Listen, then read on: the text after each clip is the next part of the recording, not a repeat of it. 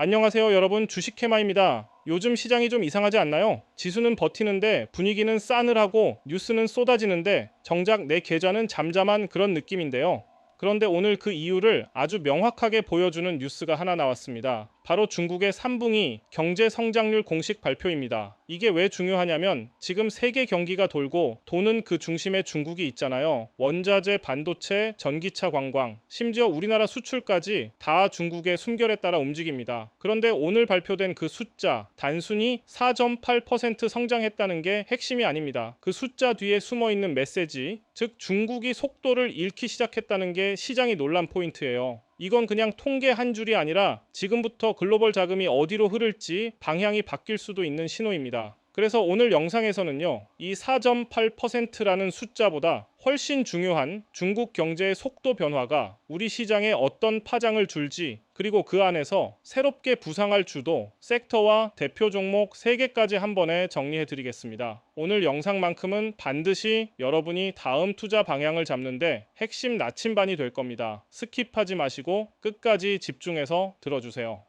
이제 본격적으로 상황을 정리해 보겠습니다. 오늘 중국에서 발표된 3분기 GDP 성장률이 연간 기준으로 플러스 4.8%입니다. 지난 분기엔 플러스 5.2%였으니까 성장 속도가 0.4% 확실히 줄었죠. 성장 속도가 줄었다. 이걸 쉽게 말하면 자동차로 치면 속도가 시속 100km에서 90km로 떨어진 겁니다. 아직 한참 달리고는 있는데 엔진이 약간 버거워진다, 이런 신호인 거죠. 그런데 그 원인을 들여다보면 정말 흥미롭습니다. 첫 번째로 지금 중국의 가장 큰 고민이 바로 소비 부진이에요. ING 리서치 보고서를 보면요, 9월 소매 판매 증가율이 3%대에 불과했어요. 쉽게 말해서 사람들이 지갑을 열지 않고 있다는 거예요. 왜 그럴까요? 여러분도 아시겠지만 중국은 2년 전까지만 해도 보복 소비가 터질 거라 기대가 굉장히 컸거든요. 그런데 막상 문이 열리니까 사람들이 소비보다 저축을 선택했습니다. 이런 시나리오는 마치 코로나 끝나면 다들 여행 갈 줄 알았는데 막상 통장 잔고 보니까 와, 나 아직 무섭다 하고 집콕하는 느낌이에요.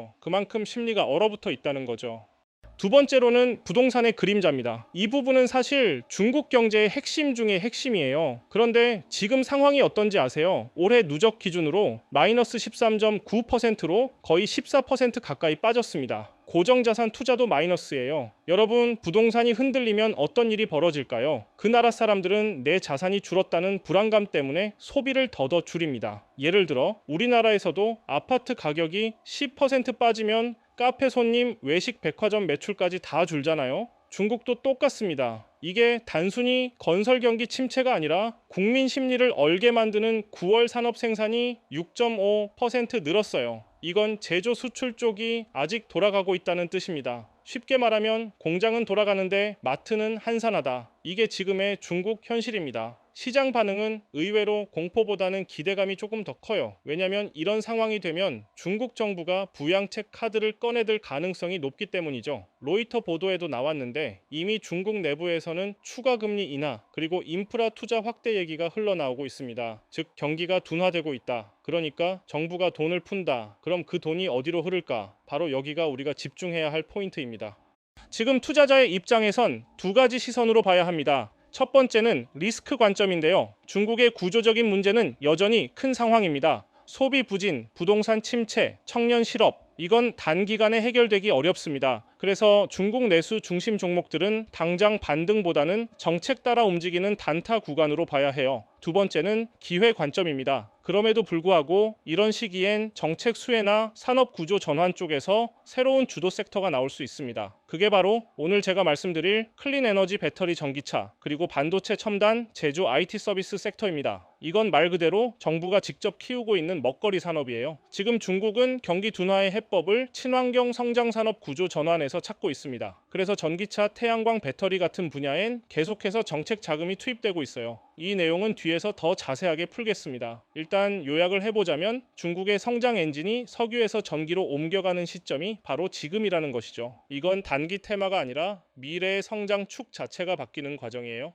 이건 기술 자립과 관련된 흐름이에요. 중국은 지금 미국과 기술 전쟁을 벌이고 있잖아요. 그래서 남이 만든 칩에 의존하지 말자는 게 국가 목표가 됐습니다. SMIC라는 기업은 중국의 대표 파운드리 회사죠. 여긴 이미 자체 반도체 생산 라인을 강화하고 있습니다. 중국 정부가 국산 반도체 비중을 70% 이상으로 늘리겠다고 공식적으로 밝힌 바도 있습니다. 또 텐센트, 알리바바 같은 IT 공룡들도 요즘 인공지능 클라우드 자동화에 미친 듯이 투자를 하고 있죠. 예전엔 단순히 게임 커머스 중심이었다면 지금은 데이터 센터 클라우드 AI 중심으로 완전히 산업 구조를 바꾸고 있습니다. 이게 왜 중요하냐면요. 지금 중국이 성장 둔화 국면에 들어서면서 소비 대신 기술 혁신으로 먹고 살겠다는 방향을 정한 거예요. 즉 산업의 심장이 바뀌고 있다는 겁니다. 그래서 지금 시장은 그냥 둔화됐다로 끝낼 상황이 아닙니다. 성장이 느려진 만큼 정부는 다음 단계를 준비할 수밖에 없고 그 다음 단계의 중심에는 에너지 전환 기술 자립 첨단 제조가 있습니다.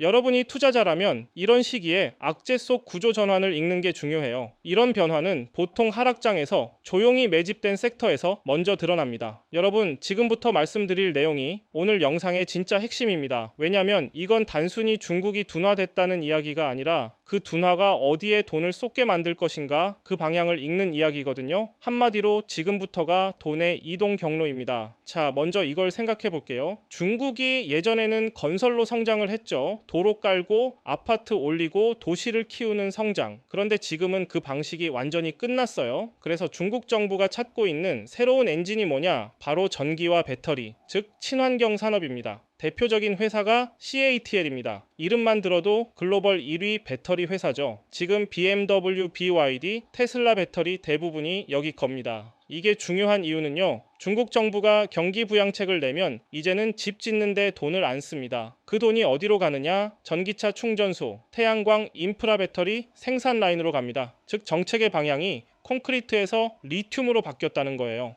그리고 그 중심에 BYD가 있습니다. BYD는 완성차와 배터리를 한 몸에 가진 유일한 회사예요. 중국 내수뿐 아니라 유럽까지 수출하면서 사실상 국가대표 전기차가 됐죠. 마지막으로 롱기 그린 에너지. 이 회사는 태양광 산업의 절대 강자입니다. 중국 정부가 탄소 중립 목표를 2030년으로 앞당기면서 에너지 전환에 가장 먼저 돈이 들어가는 쪽이에요. 결국 이 섹터의 핵심 메시지는 이겁니다. 둔화는 있지만 방향은 명확하다. 중국이 성장의 속도를 잃는 대신 이제 미래 산업이라는 연료로 엔진을 갈고 있습니다. 다음은 기술 전쟁의 한복판이에요. 여기서 질문 하나 던져볼게요. 만약 내 나라가 반도체를 외국에 의존하고 있다면 언제든 목줄이 잡히는 거 아닌가요? 이게 바로 지금 중국이 느끼는 현실입니다. 그래서 지금 목표는 단 하나 세계의 공장에서 세계의 기술 공장으로 바뀌는 것, 대표 기업이 바로 SMIC입니다. 중국 최대 반도체 파운드리로 정부가 직접 지원하는 국가 프로젝트에 가까워요. 미국이 제재를 걸수록 오히려 자급화 속도가 더 빨라지고 있습니다.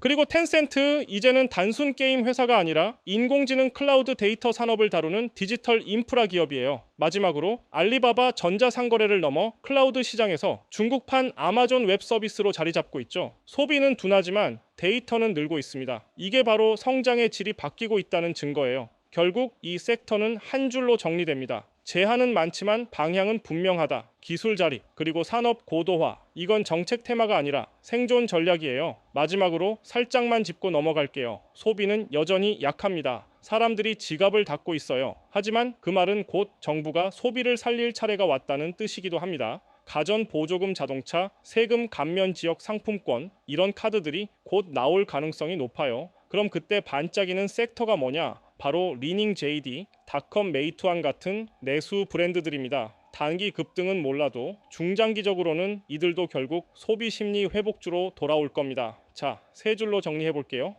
첫 번째 중국의 부양책은 콘크리트에서 리튬으로 간다. 두 번째는 성장의 무게 중심은 건설에서 기술로 옮겨간다. 세 번째는 소비는 아직 얼어있지만 정부가 곧 불을 붙인답니다. 지금 시장이 조용할 때 이 방향을 미리 읽고 포지션을 잡는 게 진짜 선수의 시각입니다. 자, 이제 오늘 이야기 정리해 볼게요. 오늘 발표된 중국의 3분기 GDP 플러스 4.8%. 이건 단순한 숫자가 아닙니다. 이 안에는 세 가지 메시지가 숨어 있습니다. 첫째, 성장 둔화의 경고등이 켜졌다. 둘째, 정책 전환의 시그널이 보인다. 그리고 셋째, 새로운 투자 기회의 출발점이 열리고 있다. 이 세 문장 안에 지금 우리가 맞이하고 있는 시장의 본질이 다 들어 있습니다. 먼저 성장 둔화의 경고등 중국은 오랫동안 속도로 달려왔어요. 하지만 지금은 그 속도가 아니라 방향을 다시 잡는 시기입니다. 부동산 내수 소비 다들 한계에 부딪혔죠. 이제 그 엔진으로는 앞으로 못 나아간다는 걸 중국 스스로 인정한 겁니다.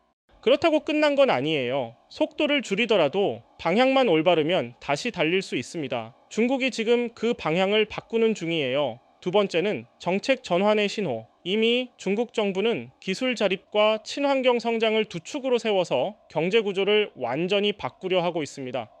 로이터 기사에서도 나왔죠. 정부는 고용 안정산업 전환 신에너지 투자를 중심으로 경제 체질을 강화하겠다고 밝혔습니다. 이건 단순한 구호가 아닙니다. 실제로 지난 3개월 동안 배터리 전기차 관련 인프라 예산이 늘었고 반도체 산업 지원금도 추가 승인됐습니다. 그러니까 지금은 성장이 2015년엔 부동산이 꺼질 때 IT주가 폭발했고 2020년엔 코로나로 소비가 멈췄을 때 전기차와 배터리주가 주도주로 올라섰죠. 지금도 똑같습니다. 부동산이 식고 소비가 멈췄을 때 정책 자금은 기술 에너지 데이터로 옮겨갑니다. 그 흐름의 초입이 바로 지금이에요.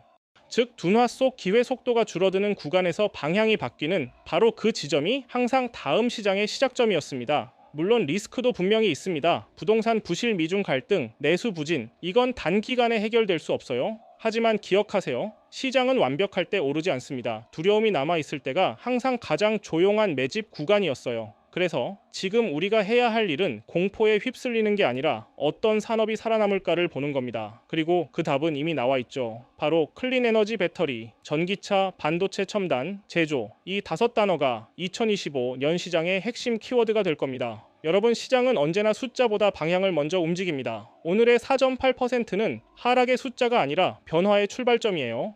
이걸 보고 움츠러드는 사람도 있고 이걸 보고 준비하는 사람도 있습니다. 결국 그 차이가 한 해 아니 10년의 수익률을 가릅니다. 지금이 바로 그 방향을 먼저 읽을 시간입니다. 오늘 내용이 도움이 되셨다면 좋아요와 구독 그리고 알림 설정으로 다음 영상에서 이어질 분석을 꼭 받아보세요. 오늘도 해마처럼 시장 속 깊이 잠수했다가 기회라는 먹잇감을 딱 낚아채시길 바랍니다. 여러분의 시장 친구 주식해마였습니다. 감사합니다.